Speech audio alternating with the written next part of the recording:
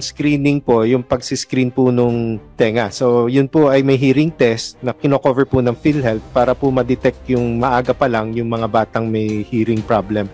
At covered po namin yung paglalagay ng hearing aid po sa mga bata po. Sa mga matatanda po. Yung una po nga namin po, yung mga curative po yung mga operasyon. Okay lang po yun, of course. I applaud you for that. Pero dapat magbigay din kayo ng hearing aid para sa mga senior citizens, lalo na. Isa rin pong kailangan pong daanan ng aming mga i-cover na mga technology packages po ay yun din pong approval ng Health Technology Assessment Committee.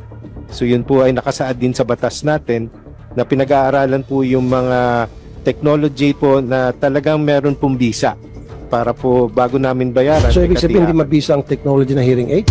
Para makarinig yung tao? Yun po ay titiyakin pa po muna namin kung meron na pong nakalista doon sa... No sir, kung gusto niyo po sir, kaya nyo gawa ng programa na just like sa dentures na maging libre na para sa mga senior citizens natin. Okay yun. Sabi mo, nagbibigay ka ng hearing aids sa mga bata, di ba? So anong pinagkaiba ng hearing aid sa mga bata versus hearing aid sa matatanda? Hearing aid is hearing aid. Come up with a program, sir. So at the end of this year, sir, sisingilin ka namin, bukod sa postiso, libreng hearing aid sa mga senior citizens. Kahit na hindi senior citizens, sa mga hirap nating kababayan, na kailangan talaga ng hearing aid. May sinasabi kanina si ma'am, may mga items na hindi rin kinocover ng PhilHealth.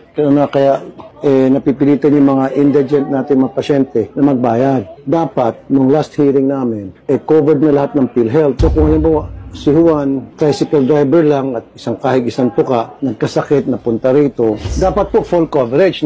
Meron tayong DSWD, meron tayong malasakit, meron tayong PhilHealth. Sana, pag yung isang mahirap na pasyente, sabi ko kanina, example, tricycle driver, isang kahig isang tuka, nagkasakit, pumunta rito, wala siyang babayaran, kahit singkunduling.